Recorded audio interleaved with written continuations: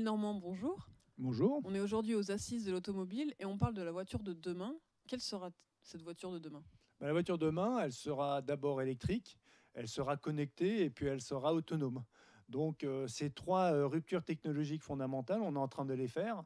Il y a des constructeurs qui ont commencé un peu plus tôt. Nous, on a commencé la rupture des véhicules électriques il y a 10 ans.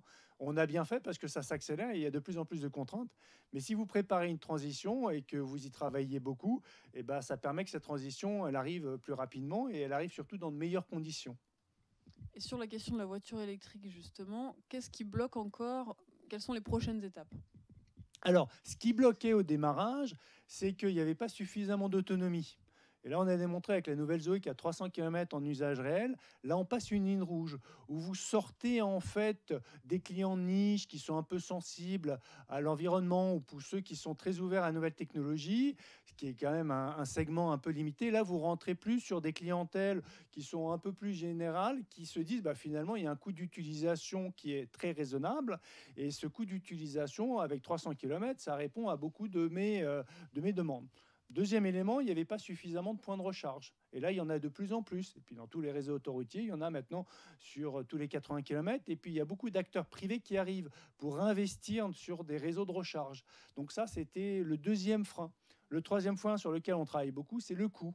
C'est vrai que le coût d'achat d'un véhicule électrique est encore toujours plus élevé qu'un véhicule thermique. Alors le gouvernement français, avec le bonus écologique, nous permet de réduire la différence. Mais nous, il faut, en tant que constructeur, qu'on continue à baisser ces coûts, notamment avec beaucoup plus de volume. Et puis, il y avait quand même, d'une certaine manière, un quatrième frein, qui était un peu non dit, mais qui, pour nous, était réel. On était peu sur le véhicule électrique, donc il y avait peu d'offres. Mais le client, quand il achète un véhicule, il aime bien avoir le choix. Et donc, on va passer d'une offre qui était dans le monde à peu près 70 véhicules électriques à plus de 250 d'ici 2022. Et ça, c'est très important, parce que plus d'offres, plus de gens qui vont considérer le véhicule électrique, et donc plus d'acheteurs. Et est-ce que globalement, il y a une anticipation qui est faite aussi du changement des usages? Les gens ne vont peut-être pas tous garder une voiture individuelle ou en tout cas ne l'utiliseront pas de la même façon. Tout à fait. Alors, ce mouvement, il existe indépendamment, finalement, du fait que c'est un véhicule électrique ou pas. C'est très important parce qu'on voit que les gens qui, dans le passé, achetaient un véhicule, finalement, l'utilisaient peu. On va dire 15% du temps, mais 85% du temps, le véhicule il était dans un garage. Et de plus en plus, on va vers la mobilité comme un service. Notamment les jeunes générations, elles passent moins le permis de conduire. Pourquoi? Parce qu'elles ont plus de possibilités, notamment en milieu urbain, d'avoir de l'autopartage ou avoir tout simplement des voitures avec chauffeur. Et donc, on voit que petit à petit, on va avoir moins de possesseurs de véhicules, mais autant d'utilisateurs. Et en termes de kilomètres parcourus, ça ne va pas baisser, mais effectivement, les comportements vont changer. Et est-ce qu'il faut imaginer un véhicule électrique qui soit capable d'aller partout, dans tous les cas de figure? Ou est-ce qu'on peut imaginer certains qui seront plus adaptés à une circulation voilà, dans les villes et d'autres à la campagne, par exemple? Alors, nous, si on veut vraiment développer le véhicule électrique, il faut qu'on continue à améliorer sa capacité à aller partout. Et puis après, le client, finalement, va décider.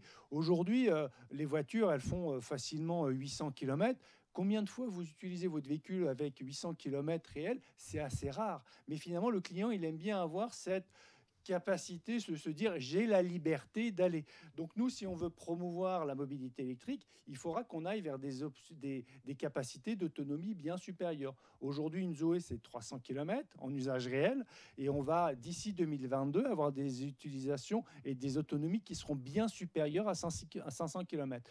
Là, quand on sera à 500 km en usage réel, sur une seule recharge, je pense qu'on aura fait le gros des efforts nécessaires. Et puis, ça dépend des marchés. En Europe, on a beaucoup de gros rouleurs. En Chine, il y a beaucoup moins de kilométrage. Donc déjà en Chine, aujourd'hui, on couvre 85% des usages d'un client chinois avec notre technologie de véhicule électrique actuelle. Donc on voit qu'en fonction des marchés, on est capable de répondre beaucoup plus ou moins aux attentes des clients. Merci beaucoup. Merci à vous.